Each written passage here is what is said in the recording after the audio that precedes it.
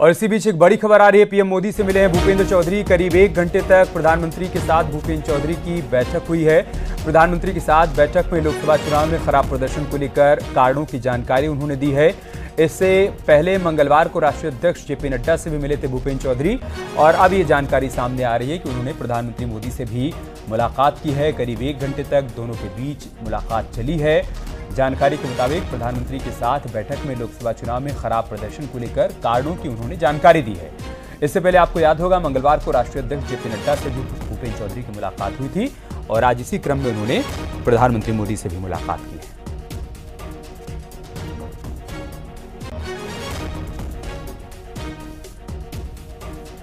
तो बड़ी खबर हम आपको बता रहे हैं दिल्ली से।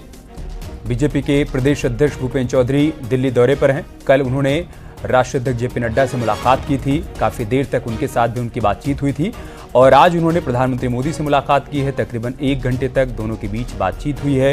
इस दौरान लोकसभा चुनाव में अपेक्षाकृत प्रदर्शन नहीं करने के कारणों की उन्होंने जानकारी साझा की है पीएम मोदी के साथ। हमारे सहयोगी पवन गौड़ इस वक्त हमारे साथ जुड़ चुके हैं। पवन, क्या जानकारी इस मुलाकात से संबंधित?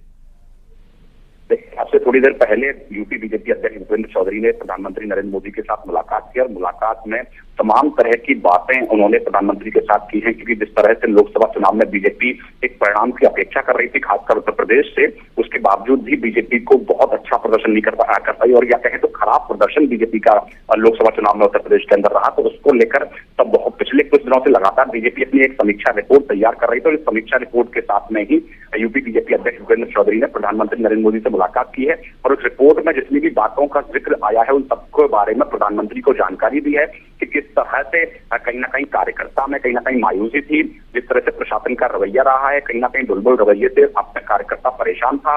उसके साथ साथ प्रशासन ने बहुत सारे काम ऐसे किए इस चुनाव के दौरान जो कहीं ना कहीं पार्टी के खिलाफ थे, चाहे वो बीजेपी के मतदाताओं के नाम वोटर लिस्ट से काटने की बात हो या फिर लगातार कहीं ना कहीं जो प्रशासन चुनाव के समय पर प्रशासन का बीजेपी के खिलाफ में काम करने की बात हो। तो ऐसे बहुत सारे काम थे जो कहीं ना कहीं प्रशासन बीजेपी के खिलाफ इस पूरे चुनाव में करता हुआ नजर आया था। उसके साथ साथ किस तरह से पिछले लगातार 7 साल में जिस तरह से उत्तर प्रदेश सरकार चल रही है तो उसमें कहीं ना कहीं बहुत सारे अधिकारी जो हैं उनके चलते जो कार्यकर्ता है पार्टी का, जो नेता है, जो जनप्रतिनिधि है, उनकी कहीं ना कहीं सुनवाई नहीं हो पा रही थी।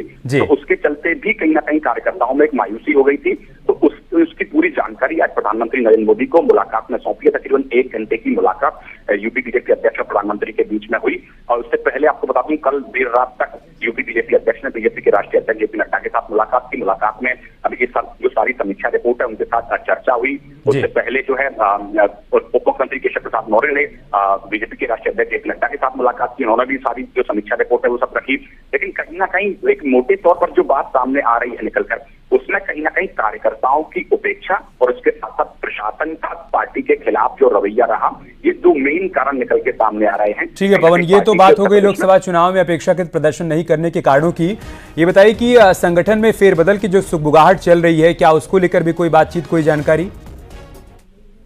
देखिए, जाहिर तौर पर जिस तरह से लगातार हर स्तर पर एक फीडबैक लिया जा रहा है, जैसे कि बीजेपी ने अपनी जो समीक्षा रिपोर्ट तैयार की, तकरीबन 40,000 लोगों से 40,000 लोगों से ज्यादा से कार्यकर्ताओं से मुलाकात की, फीडबैक लिया। उसके बाद में तमाम बड़े नेताओं के साथ अलग अलग बैठ के चर्चा हो रही है। अभी जो केंद्रीय नेतृत्व है उन्होंने 2 नेताओं के साथ चर्चा कर ली। अभी बाकी जो चाहे मुख्यमंत्री हो, दूसरे डिप्टी सीएम ब्रजेश पाठक हो या संगठन महामंत्री प्रदेश के धर्मपाल हो, उनके साथ अभी और बैठक होनी है अलग से। तो उनके साथ भी फीडबैक बीजेपी केंद्रीय नेतृत्व लेगा और उसके बाद में सारी जगह से एक फीडबैक इकट्ठा हो जाएगा। उसके बाद में बड़े फैसले उत्तर प्रदेश के अंदर लिए जाएंगे, चाहे वो संगठन की बात हो या अन्य अलग पहलुओं की बात हो, उन सब में बहुत बड़े फैसले उत्तर प्रदेश में लिए जाने हैं। ठीक है, बहुत शुक्रिया आपका हमारे साथ जुड़ने के लिए और जानकारी हम तक पहुंचाने के लिए।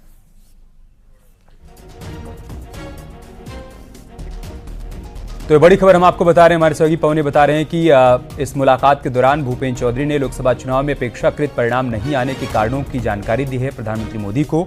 तकरीबन 1 घंटे तक दोनों नेताओं के बीच में बातचीत चली है और इससे पहले कल जेपी नड्डा से भी उन्होंने मुलाकात की थी। आपको याद होगा इससे पहले लखनऊ में कार्यसमिति की भी बैठक हुई थी जिसमें लोकसभा चुनाव में जो कारण रहे जिसकी वजह से पार्टी जो लक्ष्य लेकर आगे बढ़ रही थी उन लक्ष्यों की प्राप्ति नहीं हो पाई, उस पर भी विचार विमर्श किया गया था और अब उसी की जानकारी केंद्रीय नेतृत्व को मुहैया करवाई जा रही है। 2 तस्वीरें हम आपको दिखा रहे हैं। आप देखिए, आज दरअसल भूपेंद्र चौधरी की मुलाकात हुई है प्रधानमंत्री मोदी से और कल नड्डा से केशव प्रसाद मौर्य ने मुलाकात की थी। तो कुल मिलाकर दिल्ली से लेकर लखनऊ तक हलचल तेज है।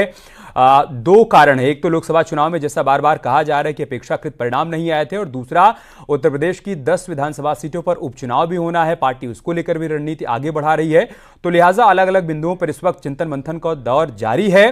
बड़ी बात यही है कि भूपेंद्र चौधरी ने अब से थोड़ी देर पहले प्रधानमंत्री मोदी से मुलाकात की है।